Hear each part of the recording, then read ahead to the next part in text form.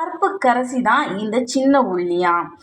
பொதுவாகவே நீங்கள் பாருங்கள், பூமிக்கு அடியில் நல்ல ஆடைகளை உடுத்து என்ன செய்யும், அழகாக என்ன செய்யும், இறைவனுடைய படைப்பிலேயே கருப்பு கரைசியாக இருக்கக்கூடியது இந்த சின்ன உள்ளி, நம்மளுடைய பூண்டு, பெரிய வெங்காயம், இதெல்லாம் கருப்பு கரைசியான ஒரு வெஜிடபிளாம், காய்கறிகள்.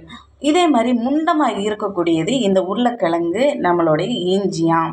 நம்ம இந்த மாதிரி என்ன செஞ்சுக்கணும் அப்படின்னா, நம்ம சித்த மருத்துவத்திலே பாருங்கள், இந்த இஞ்சியை நல்லா கழுவிக்கிட்டு கொஞ்சோண்டு இப்படியே எடுத்து என்ன செஞ்சுக்கலாம் அப்படின்னா, உப்பில் நல்லா டிப் பண்ணிக்கிட்டு சுட்டு அதுக்கப்புறம் நீங்கள் வெட்டி யூஸ் பண்ணலாம். இல்லை அப்படின்னா இதுக்கு மேலே இருக்கக்கூடிய இந்த மண்ணில் இருக்கக்கூடிய ஒரு நச்சு பொருள் நம்மளுடைய உடலை தாக்கி நம்மளுக்கு என்ன நோய்கள் உருவாக்க வாய்ப்பு அதிகமாகவே இருக்குதாம்.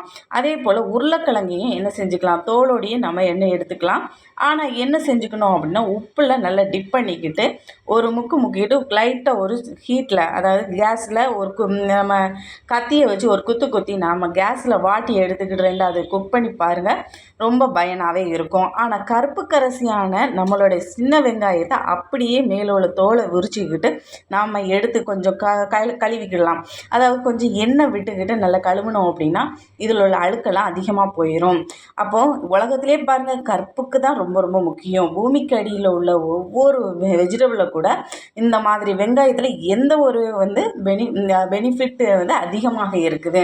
நரம்புகளுக்கு ரொம்ப ரொம்ப அதிகமான சக்திகளை கொடுத்து நம்மளுடைய உடலை வலுவாக்கக்கூடிய ஒரு சக்தியும் கொடுக்குது. சரி வியூவர்ஸ், இன்னைக்கு சின்ன வெங்காயத்தை பற்றி பார்த்தோம்.